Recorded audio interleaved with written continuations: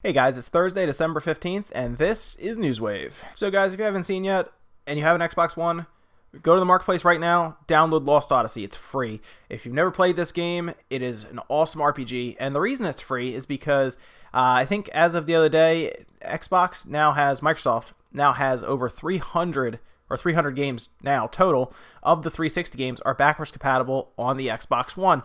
And that's interesting because they have the ability now, as we see, to let you download multi-disc games now. And what's going on is they're completely bolstering their entire library of Xbox One games with 360 games, something that Sony cannot do with the PS4. It's very difficult for them to emulate what the cell processor was on the PS4, whereas the 360 does not have a hard time at all going to the Xbox One. But yeah, if you've never heard of Lost Odyssey, it's a really, really cool RPG. I loved playing it back in the day on the 360. It's about a bunch of people who are immortal for some reason. They don't really know why. That's kind of something you go through the story and figure out. And what was really cool about it is it was actually a very dark and very sad game because they're immortal, they see a lot of friends and family and stuff that they live basically through their lives the entire time. Their friends and family die, and they have a lot of stories that you kind of go through and you read as you play through it. So there's a lot of reading to it, I will say that, but some of the stories are just really, really sad, and it's such a really cool experience to play through it. At the time, I think it was four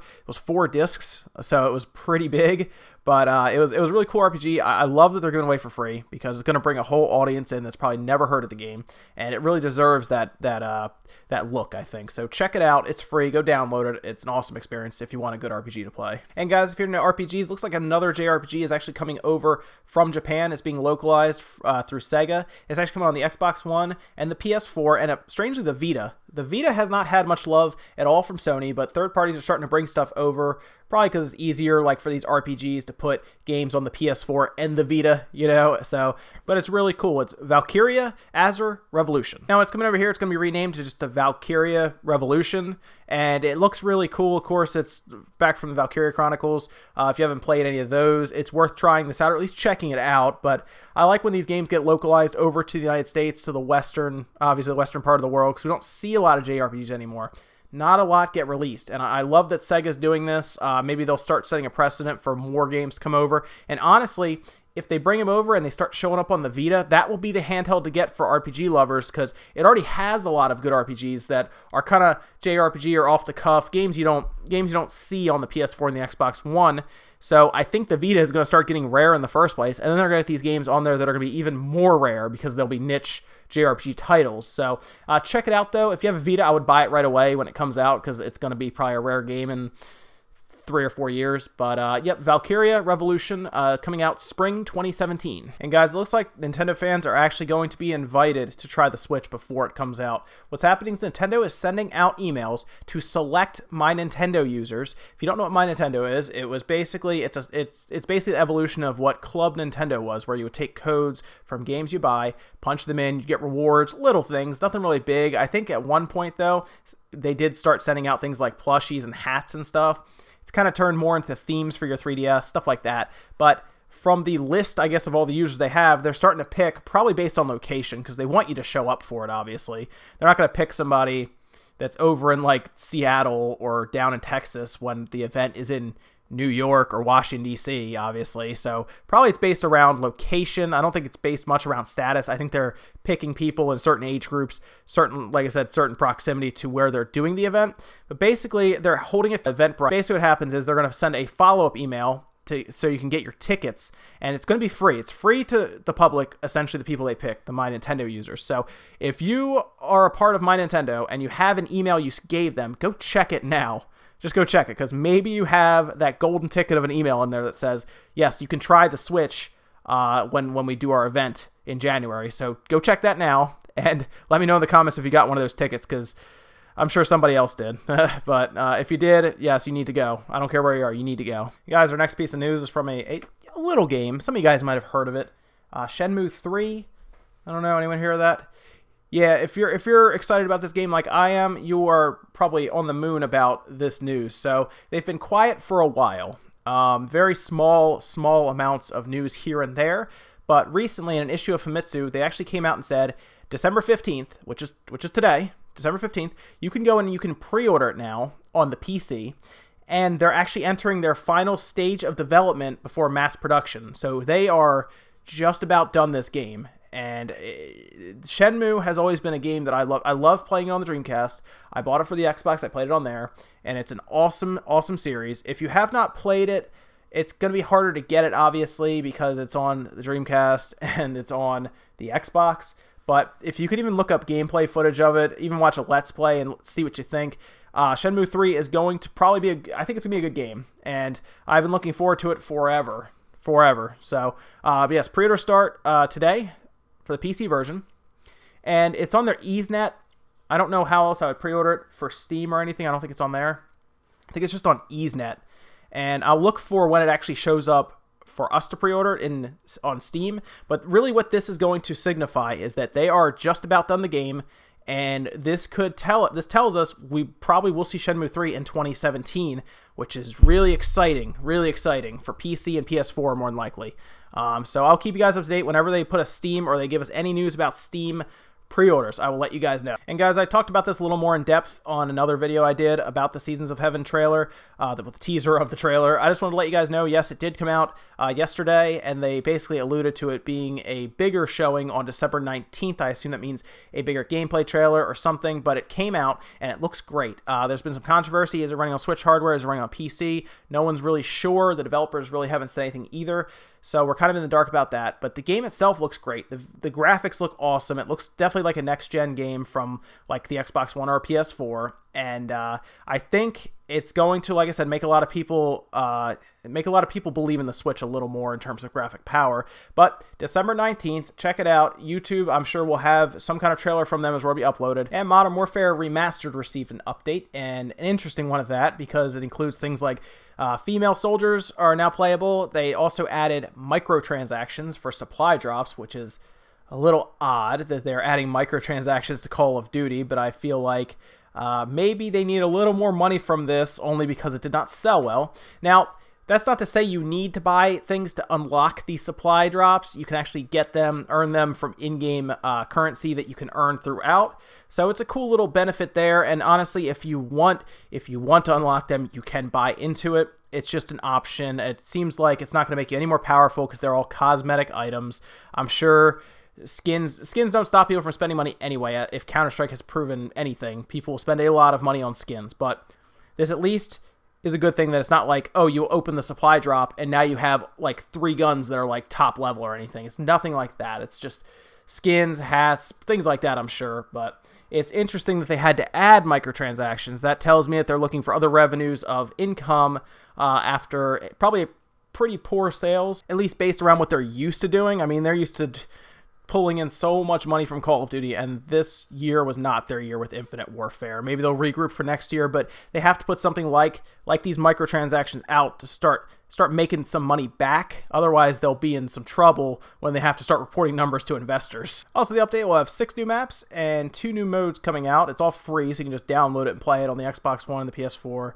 And the PC. So look for that. It should already be out now as I'm talking about it, but go check it out and see what you guys think. And guys, if you felt like your Xbox One was not downloading as fast as it should be, that's probably because it wasn't. It's actually been capped for quite some time, and they just now released an update. And this update, what it's going to do is allow you to download at a higher speed above what they capped it for. I'm not really sure why they capped it. I wasn't sure if maybe they were trying to alleviate bandwidth problems that they were dealing with or something, or just to make sure the servers were ready for when they unlocked it. Well, if you have, let's say, up to 100 megabits per second connection, which a lot of people do, it's actually not super expensive anymore for like Comcast or anything to have 105 down, for a connection, and it's become pretty common now. And they just released an update to where if you have over 100, you're going to see a significant jump in download speeds. In fact, they're actually claiming up to 80% faster download speeds, which is big because, remember guys, we're downloading games that can be up to 50 gigs